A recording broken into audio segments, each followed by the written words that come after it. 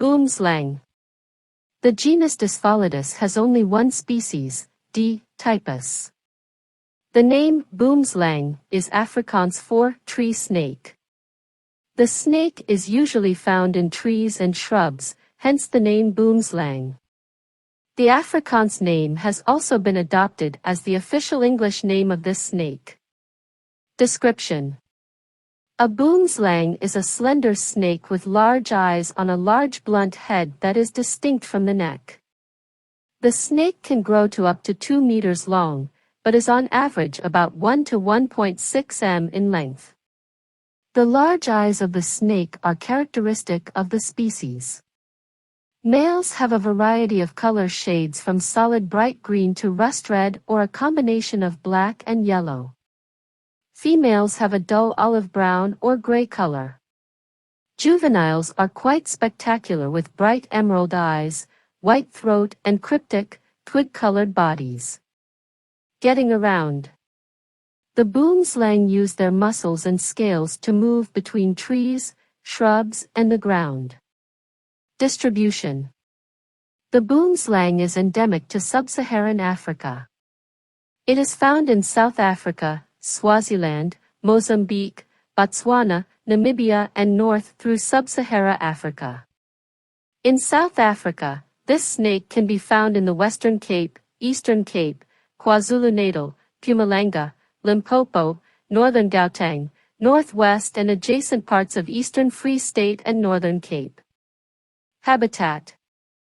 This snake is usually found in trees and shrubs in the Karoo shrub, arid savanna, moist savanna, lowland forest, grassland and fynbos vegetation types. The only time the snake is found on the ground is when it is basking or searching for food. It may also take refuge underground when the weather is harsh. Food. The boomslang is diurnal, active during the day. The snake feeds on birds, nestlings, frogs, lizards and occasionally on small mammals. Sex and life cycles. Sex. During breeding season the female will leave a scent trail for males. Males will engage in sparring matches with other males and the winner will receive the right to mate with prospective females within the area. The loser will slither off in search of other potential breeding grounds. The victorious male will follow the scent trail to the female and once he reaches her, he will inspect her.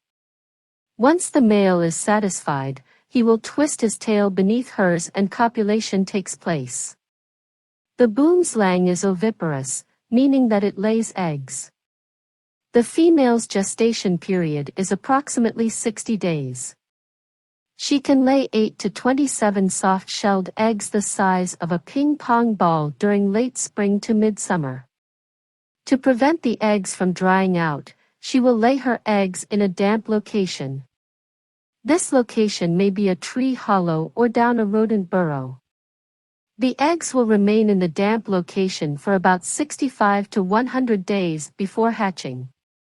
The babies are about 20 centimeters long when they hatch and they will shed their skin for the first time within 10 days of hatching. Don't let the babies' pretty faces fool you. They are born equipped with fangs that can deliver lethal doses of venom. The big picture. Friends and foes. Some people might think that the boomslang doesn't have any natural enemies because it's a predator. Well, contrary to this notion, the snake is prey to predator birds and other snakes. Some small birds such as the bulbuls may also mob the snake if they feel threatened by it. Smart strategies. The varied body coloration of the snakes enables it to use the cover of trees and shrubs to stalk prey without being detected. When food is detected, the snake will freeze, move its head from side to side and then swiftly attacks the prey. By freezing and moving the head from side to side, the snake mimics vegetation branches that are moved from side to side by wind, lulling the potential prey into ignoring the snake. The boomslang's big eyes enable it to hunt during the day. When provoked or threatened, the boomslang will inflate its neck to twice its size to appear larger and expose the bright skin between the scales.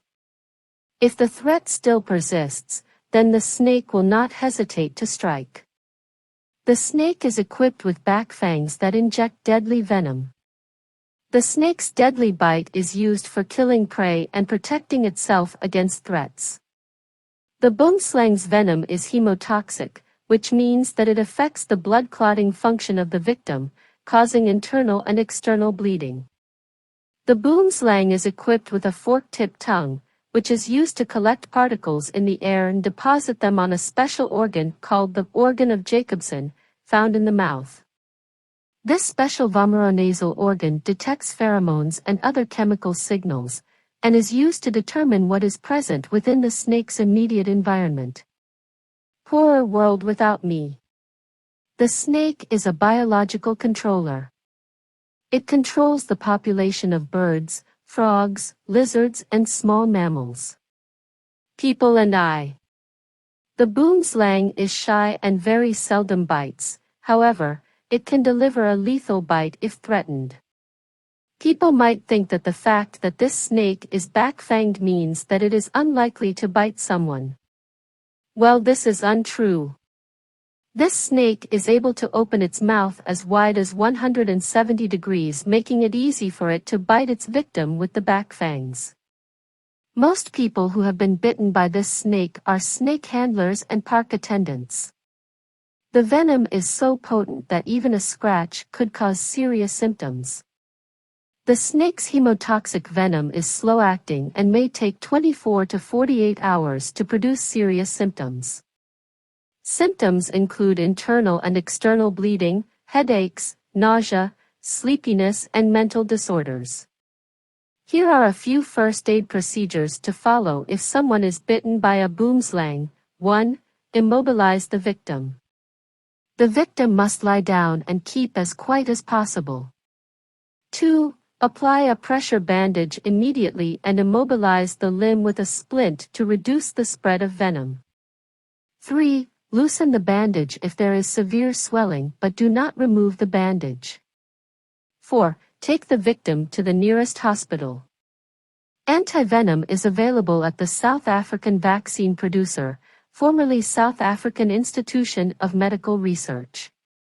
Some people believe that if you walk past a bush or beneath a tree in which a boomslang is present, the snake will bite you in the face or drop onto your head to bite you, and if you park your car with the windows open near such a bush or tree, the snake will take refuge in your vehicle.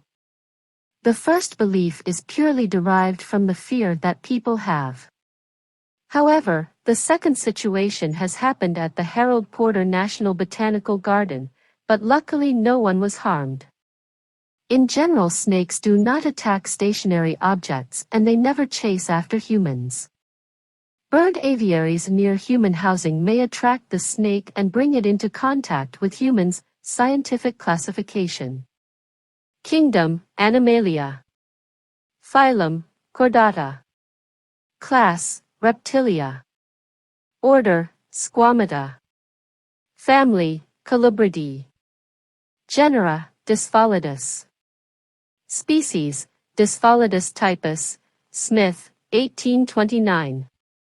Other common names, boomslang, Africa and Eng, Inambezalu or Inyushu, Iasicosa.